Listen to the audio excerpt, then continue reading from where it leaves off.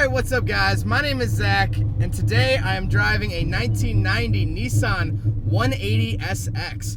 Up front is a 1.8 liter inline 4 that has been turbocharged, and down below is a 5-speed manual transmission. And if you want to read more of my thoughts, head on over to carmarshal.com/overdrive, where I'll be writing a complete article about the 180SX. But let's get back to that 1.8 liter. So as I'll get into later, the 180SX was never meant for the American market. It was only sold in Japan. So the engine that came in it, the CA18DET, is a Japan-only engine. And actually, the engine was only made for 2 years, 89 and 90. Then they switched over to the SR. So Nissan fans, this is not an SR. But that being said, it is a turbocharged 1.8 liter, which is that's what really drew me to this car to review.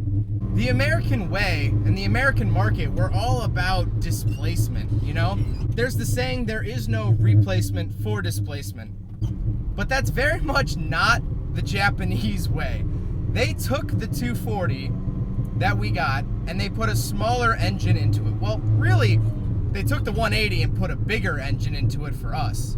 So instead of a 2.4 liter that we got here in America, this has a 1.8 liter turbo, which in my opinion, it's not only fun to drive, but it sounds pretty good.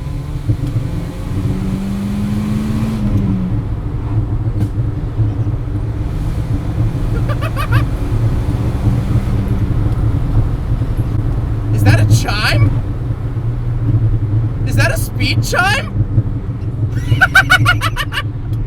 I think the car just yelled at me for speeding. Oh, that was so good. This car also came with a factory intercooler, which actually the front bumper has its own ducting for the intercooler, which makes this car way more rare because not only was this engine only offered for 2 years, that means it only had that inlet for 2 years, but also there was an NA version that didn't have that inlet. So, paired to the CA18DET is a 5-speed manual transmission. Now,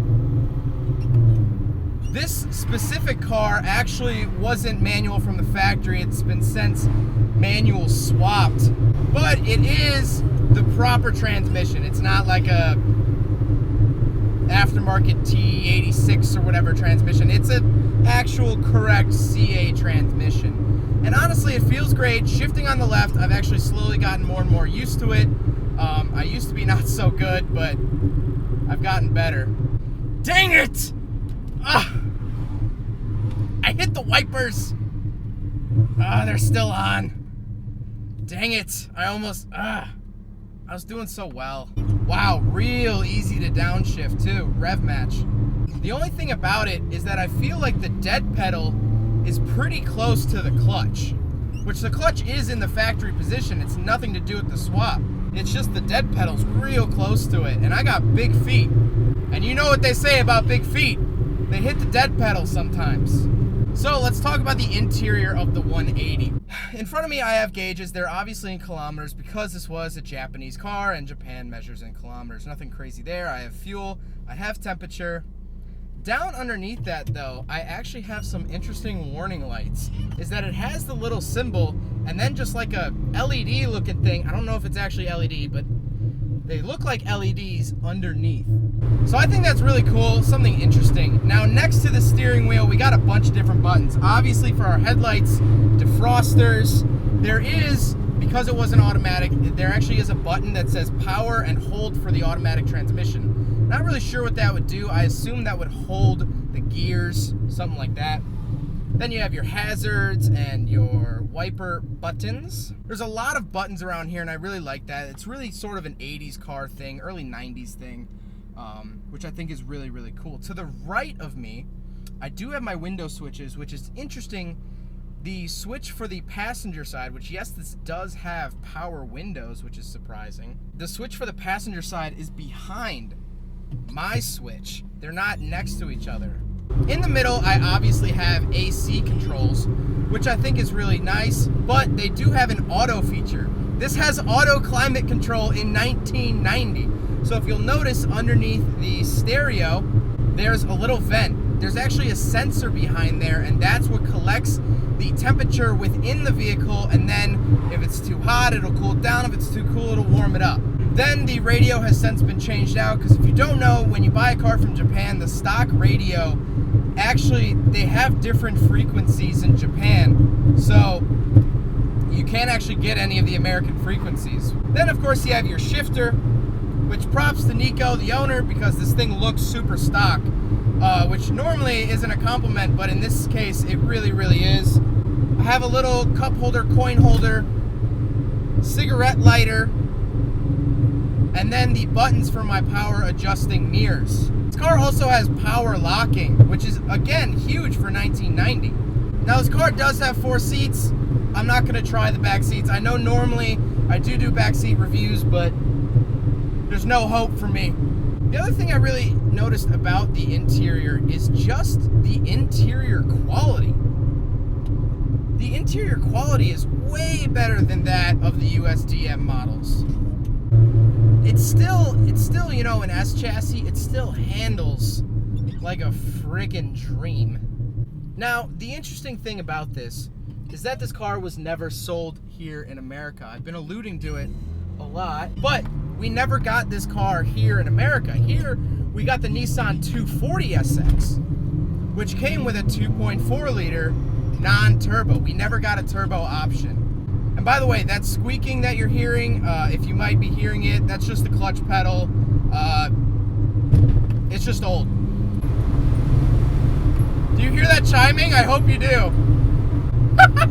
So what's really cool, like I said earlier, is that really Japan found a replacement for displacement. They put that turbo on there. But the interesting thing, actually the day that I'm filming this review, I filmed my 240SX review exactly 1 year ago today. When I did the 240 review, I talked about how the 240 was perfect for swaps. Everyone makes kits to swap any sort of engine you want into a 240. And that's not to say that a 180 is harder to swap or anything like that. But I would not swap a 180SX because this is just so unique to us as it is. This car is unique enough. You see, the 240s here are a dime a dozen. And so, yeah, it's totally cool to put a Coyote engine or an LS or a rotary or an SR into a 240. You got to make it different. You got to make it unique. But this is already unique enough.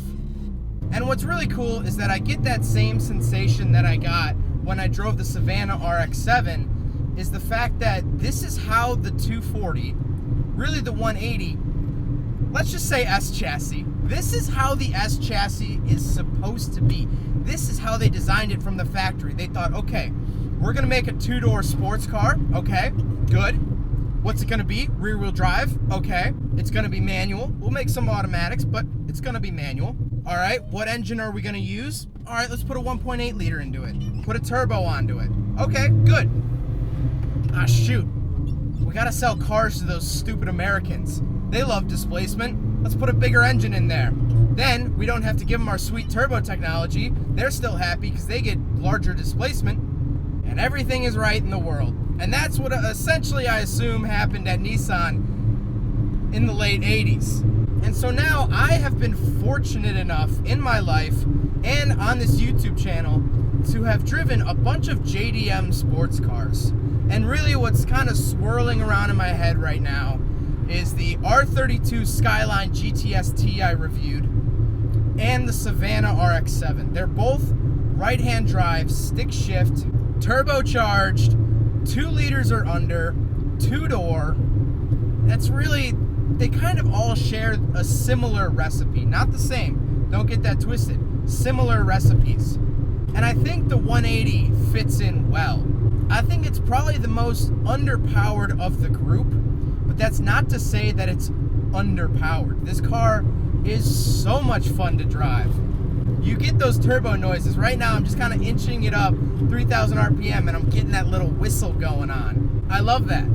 It handles like a dream. It turns on a dime. This car is amazing fun to drive, but in terms of power numbers, obviously it's going to make less than its brother, the Skyline. And I think The rotary felt like it had a little bit more power, but not much, not much. I don't think a Turbo 2 would pull bus lengths on this thing, but I don't think it would lose to this either. Woo! This thing was meant for the mountains. It really, really was, and I know I'm not on the curviest of roads. Illinois doesn't really have curvy roads as it is. But just in the corners, you got that power up top, and it's just, it really was meant for Japan. But I'm so glad to be driving one here. So thank you, Nico, for letting me drive something so unique, so special, and yet not. Because we get 240s. I'm so used to 240s. I've driven a couple different ones. I've been around them. And so the body looks the same, and you know, the interior looks the same, just flipped, but it's so different, so unique, so intangible to most people. And I think that's what makes these kinds of cars so special, is that it's so similar to what we got here, and yet so different than what we got here. That's what makes this car really cool and really special to me. Well, I hope you guys enjoyed the video. I hope you guys learned something about the 1990 Nissan 180 SX. If you'd like to read more of my thoughts, head on over to carmarshal.com/overdrive. But again, I hope you guys enjoyed it. Don't forget to rate the video, comment on the video, and subscribe if you really liked it. Take care, guys.